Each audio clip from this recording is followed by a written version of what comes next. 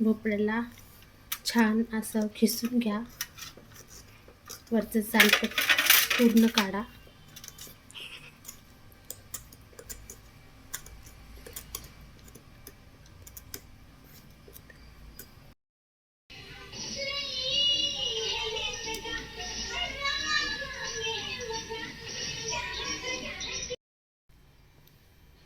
ह्याला मधून चिरून घ्या भोपळ्याला.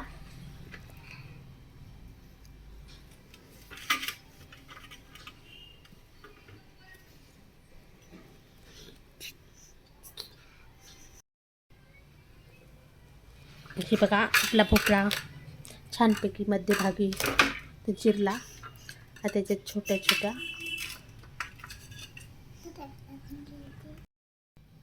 आतमधल्या पूर्ण बिया काढून घ्या.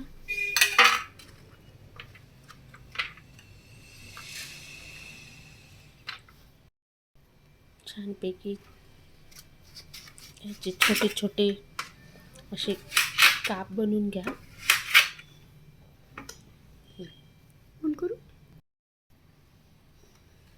छानपैकी असे छोटे छोटे काप आपण करून घ्यायचे.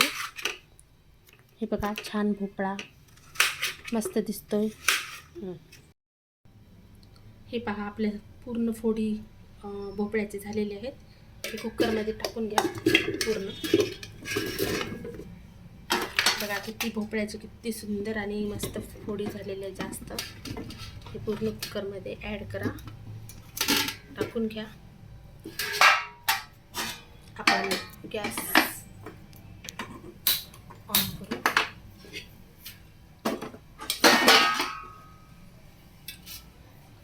मध्ये पाणी टाकून घ्या.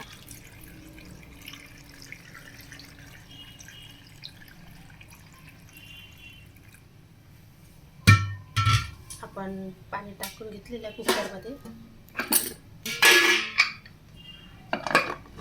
एक अर्धा तास छान असं गॅसवर त्याला उकळून घ्या.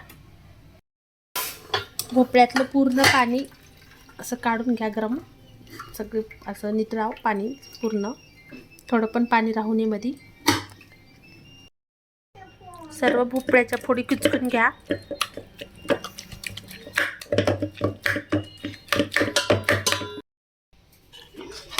थोडंसं दूध ॲड करून घ्या.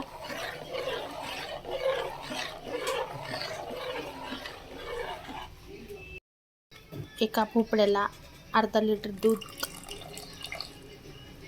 टाकून घ्या. बस होईल, छान होईल. दूध, मसाला,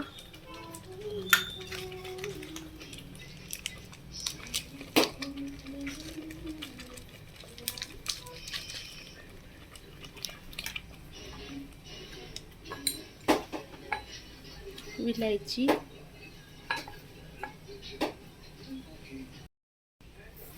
आपल्याला गोड हवं तसं साखर.